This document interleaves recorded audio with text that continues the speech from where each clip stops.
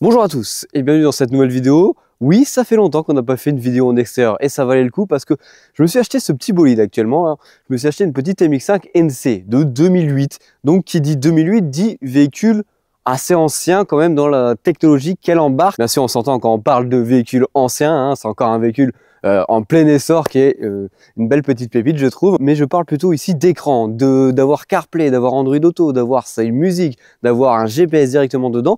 Bah ça, dedans, ce n'est pas installé par défaut. C'est pour cela que Atoto est venu me voir en me disant hey gros, ça te dirait de venir essayer la Toto X10? Et bah j'ai directement accepté parce que bah il me fallait tout simplement un autoradio dans le véhicule. Mais on ne parle pas ici d'un autoradio tout pourri, etc. On parle vraiment d'un truc vraiment ultra haut de gamme. Je vais te situer directement le prix du produit. C'est entre 750 et 800 € l'autoradio. Donc oui, c'est pas un autoradio à 50 € que tu vas dire ouais ça va faire le taf. Non, ça c'est quelque chose qui va durer dans le temps et qui va être vraiment performant. Donc si tu l'as bien compris, je te fais un petit retour sur l'autoradio que j'ai mis dans mon véhicule juste ici. Allez, c'est parti.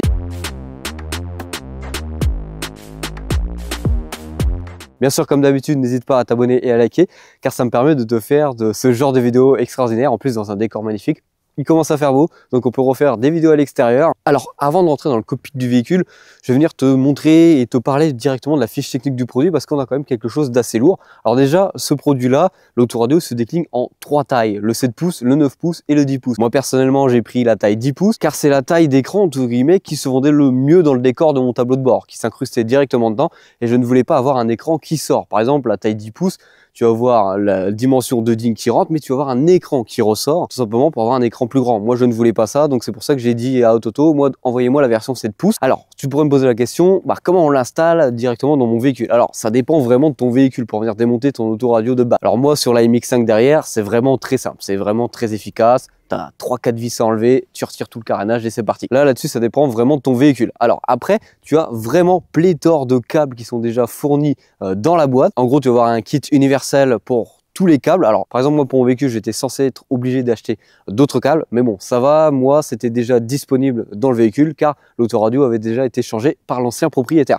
Alors en plus de ça, tu es obligé de changer le carénage de ton véhicule. Bon, ne t'inquiète pas, ça coûte pas grand chose, c'est du plastique, ça coûte 30 € à tout casser. En plus de ça, pour venir brancher tout cela, c'est très simple. Tu as des câbles déjà préfaits dans la boîte ou tu as des câbles à faire. Si tu es un expert et que tu as envie de brancher à la perfection chaque câble au bon endroit, etc., tu peux le faire. Tu peux faire ta propre compo. Moi, j'ai branché avec les câbles qui étaient déjà branchés, donc j'ai tout qui marche, la radio, la musique, les enceintes, etc., le GPS, c'est tout ce qu'il faut. En plus de ça, admettons, si t'es pas trop habile avec tes mains, t'inquiète pas, bah, tu as le site Atoto et tu as un QR code normalement sur la boîte qui va venir t'emmener sur une plateforme où tu vas voir des guides qui te montrent concrètement en vidéo comment on le monte. Alors du coup, la fiche technique du produit, tu l'as bien compris, on est sur un poste 2 DIN, c'est-à-dire un format carré. On n'est pas sur un format rectangulaire comme à l'époque, par exemple dans ta 206. Dedans, tu vas pouvoir retrouver 8 Go de RAM plus 128 Go de ROM, donc de quoi largement faire tourner toutes les applications dedans. Oui, tu as bien entendu, on va faire tourner les applications sur ce poste autoradio. Et en plus de ça, tu vas venir pouvoir enregistrer facilement pléthore de musique directement dedans et même des films si tu as envie. Tu vas pouvoir retrouver un écran QLED. Nous ici on est sur la version 7 pouces de 1280 par 720 pixels. Alors tu pourrais dire ouais c'est pas énormément de pixels, mais ne t'inquiète pas, c'est une définition bien plus grande que la plupart des écrans que tu vas voir sur des voitures actuellement. À mon avis, pour avoir une définition d'écran aussi bonne, même voir un petit peu mieux, tu es obligé de taper dans du gros Mercedes ou dans du gros BM. Là tu mets ça dans ta voiture des années 2000 tranquille. Alors dedans, oui, si tu te poses la question, tu peux avoir CarPlay et Android Auto sans fil. Alors je te le dis tout de suite, je ne l'ai clairement pas utilisé dans ce poste autoradio parce que pour moi c'est cool, c'est là, mais c'est pas l'option qu'on va le plus utiliser parce que pour moi elle sert à rien. Elle sert à rien, pourquoi? Tu vas me dire, bah tout simplement parce que en fait l'autoradio c'est une tablette Android. Donc une tablette Android, c'est comme si que je mettais mon téléphone dans ma voiture, bah là j'ai la même chose qui est dedans, constamment allumée et reliée à mon véhicule. Ça veut dire que tu vas venir pouvoir télécharger n'importe quelle application de ton téléphone Android.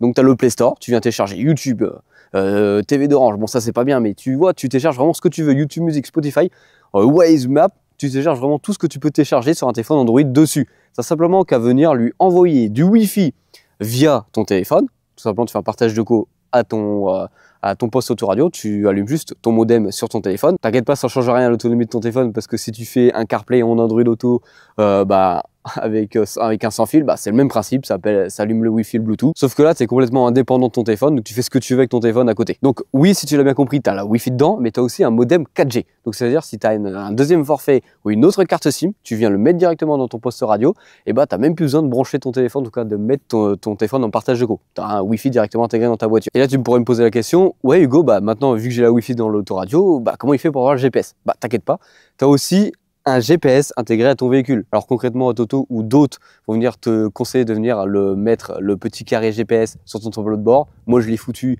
à l'intérieur, caché. Bah, ça marche tout aussi bien. De toute façon, quand tu viens brancher ton autoradio, bah, t'inquiète pas, tu cliques sur le GPS et tu viens positionner le GPS dans ta voiture. Tu vois à peu près les signaux s'ils sont plus ou moins bons. Alors concrètement, j'ai perdu 10% de signaux si je le mettais sur le tableau de bord ou caché à l'intérieur derrière l'autoradio. Donc, j'ai préféré le cacher. Alors dedans, le plus gros truc hyper intéressant, c'est l'assistant IA. Oui, l'assistant IA, tu pourras me dire, ouais, bon, c'est un assistant IA pas développé. Si, tu as ChatGPT dans ta voiture, donc tu demandes n'importe quoi. Mazda, tu vas bien? Bonjour, oui, je vais bien, merci. Comment puis-je vous aider aujourd'hui? Donc tu peux avoir des conversations IA avec. En gros, c'est vraiment un chatbot. Il peut interagir avec. Bonjour, quelle est la météo aujourd'hui? Dis-moi quel est le monument important à voir à Reims, etc. Tu vois. Et après, tu peux aussi lui demander, hey Mazda, monte le son de la voiture. Et bah, paf, il va te monter le son de la voiture. Alors dedans, tu as aussi un micro. Tu as un micro devant en façade et tu as une entrée à l'arrière pour venir mettre un autre micro si tu le souhaites. Personnellement, j'utilise le micro de l'autoradio. Alors je te conseille de venir en mettre un autre si tu veux en mettre un parce qu'il est vraiment pas fou pour ceux qui t'écoutent au téléphone. Tu as vraiment l'impression qu'on t'écoute de vraiment loin. Bon après, c'est vrai qu'avec ce genre de véhicule, c'est pas trop aseptisé, donc tu entends vraiment toute la route. Et c'est vrai que c'est pas la meilleure utilisation avec ce genre de véhicule, un micro intégré dedans comme celui-ci. Alors bien sûr, dedans, tu as le Bluetooth. Alors, tu as deux options Bluetooth, c'est-à-dire tu peux venir connecter deux téléphones en Bluetooth. C'est assez utile si tu veux en connecter deux. Tu as même une entrée HDMI, donc tu viens brancher ta sortie HDMI à l'intérieur, ça ressort un peu où tu le souhaites dans ton véhicule. Après, c'est à toi de faire sortir le câble où tu veux. Et après, tu viens brancher par exemple ta Switch et hop, tu fais un petit Mario Kart en attendant sur le parking du Super U le midi quand tu manges ton sandwich. Alors pour ceux qui sont fans d'audio, alors oui, tu as un ampli dedans, il est largement suffisant. Moi, pour ma part, dans mon véhicule, là, j'ai mis des nouvelles enceintes, j'ai mis des enceintes JBL avec 45 watts RMS. Ça suffit largement pour les enceintes que j'ai dedans. C'est un peu moins puissant que mes enceintes. En tout cas, l'ampli permet d'avoir un son moins puissant que mes enceintes, mais c'est largement utile. Et en plus, dedans, on verra après, tu as un bête d'égaliseur pour venir vraiment tout modifier. Donc, tu modifies le son comme tu veux.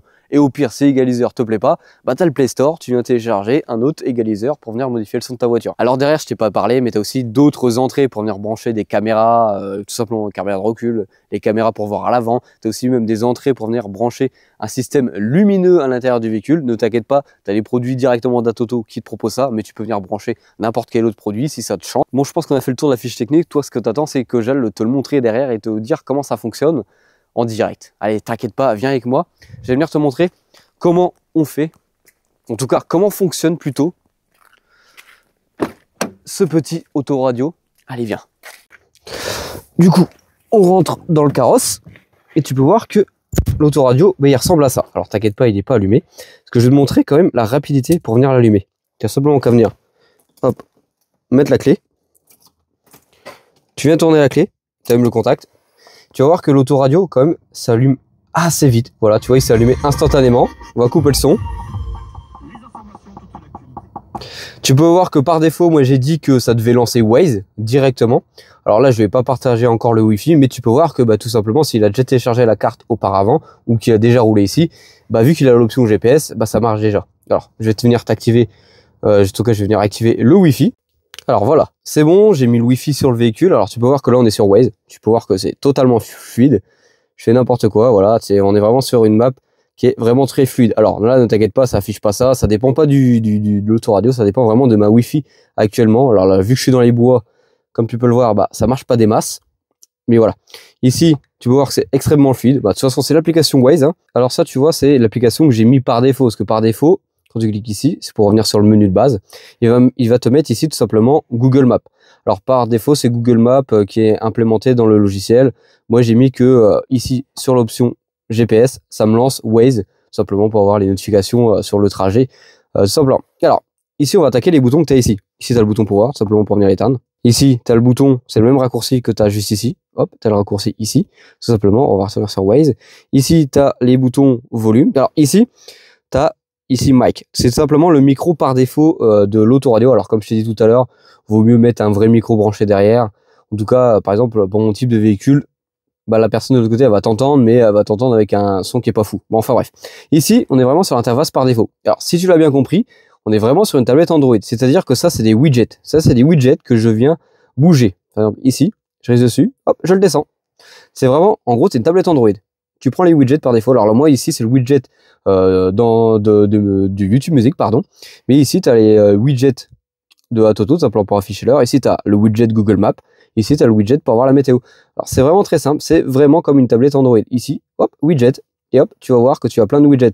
Alors, si tu as la clim qui est raccordée à celui-ci, parce que oui, tu peux le faire, bah, tu peux avoir directement les raccourcis sur son écran de base. Tu peux voir, bah, que tu as plein de widgets. Ça dépend vraiment des applications que tu as installées dessus. Et comme tu as pu le voir, quand tu restes appuyé ici, tu as fond d'écran. Et vu que c'est un téléphone Android, bah, tu mets le fond d'écran que tu veux. Tu mets un fond d'écran animé. Par exemple, on va mettre celui-ci. On le définit comme écran animé. Tout simplement, configuration finie. Et hop, tu arrives derrière, tu peux voir que bah, ça qui a été configuré. Alors, l'autre truc assez intéressant, bah, c'est que tu peux vraiment tout modifier. Ici, je peux modifier le style des icônes, comme un téléphone Android. Ici, l'écran d'accueil, si tu as des presets déjà préfaits, tu as même l'économiseur d'écran, le rétroéclairage, etc. Si tu as quelque chose de branché dessus, voilà. C'est vraiment à toi de tout faire. Tu peux vraiment tout personnaliser sur ceci, vu que c'est une tablette Android. Alors, ici, comme tu peux le voir, tu as le raccourci radio. Voilà, ça marche directement avec ton antenne si tu l'as branché. Ici, tu as tout ce qui est CarPlay et Android Auto. Alors moi, je l'ai jamais mis parce qu'il faut télécharger une application annexe sur ton téléphone pour venir le connecter pour la première fois avec. Alors je l'ai pas fait parce que ça sert à rien. Parce que je peux directement avoir tous mes numéros, mon GPS depuis ma tablette Android. Ici, tu as le bouton pour avoir les appels. Donc voilà, ici tu vois que j'ai deux téléphones qui ont été connectés, le S24 et le S25, c'est normal, j'ai connecté que deux téléphones. Ici tu as le clavier pour venir appeler, etc. Alors pour tout ça, ça marche ici. Il aurait fallu que je branche, en tout cas j'allume plutôt mon Bluetooth sur mon téléphone, sauf que je n'ai pas fait actuellement. Mais t'inquiète pas, tu peux avoir tout là-dessus. Ici, tu as la musique, ça va venir te mettre les musiques que tu as téléchargées directement sur ton autoradio, tout simplement. Ici par exemple, tu as ce bouton-là qui te permet de venir relier si tu as des détecteurs ou une caméra de recul. Moi, tu peux voir que j'en ai pas à relier, tout simplement. Ici, c'est un raccourci pour ton style de musique. Alors moi, personnellement, j'ai fait un petit custom avec l'égaliseur que tu as à l'intérieur. Alors par défaut, tu as pléthore de trucs. Ne t'inquiète pas, on va aller voir ça. Hop, tu cliques ici et tu vois que tu as EQ. EQ ici, c'est tout simplement tout ce qui est égaliseur. Alors moi, j'ai un petit peu bidouillé, mais tu as des trucs par défaut. Alors les trucs par défaut sont pas fous. Je vaut mieux bidouiller par toi-même. Tu as vraiment plein de trucs. Alors je crois que si je me trompe pas, tu as 36 fréquences différentes, donc tu peux vraiment tout modifier dessus. Alors ici, tu as le terrain. Bien sûr, comme dans n'importe quel véhicule, si tu veux modifier le son à l'avant, à l'arrière. Alors moi, pour mon véhicule, vu qu'on est tout à l'avant, c'est un peu compliqué, l'arrière, parce qu'en fait, j'ai des enceintes derrière moi qui sont juste ici, mais qui sont pas folles, ils sont juste là pour les aigus, donc je laisse ça au centre. Et après, ici, tu vas mettre, qui te permet de venir vraiment gérer le son à la perfection dans ton véhicule. Donc, tu as vraiment des paramètres hyper intéressants si tu te connais en son. Ici, quand on revient ici, tu peux voir que tu as les autres paramètres. Tu as l'assistant Google, si tu veux faire OK Google. Tu as le DAB, c'est tout simplement la radio. Tu as Google, voilà. Tu as Lumi Auto, ça c'est une application qui est préinstallée.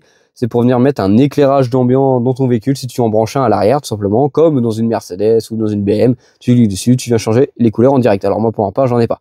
Ici, tu as mise à jour. Alors, le truc qui est assez intéressant, bah, c'est que vu que c'est une tablette Android, t'as pas besoin de venir mettre une carte ou quelque chose.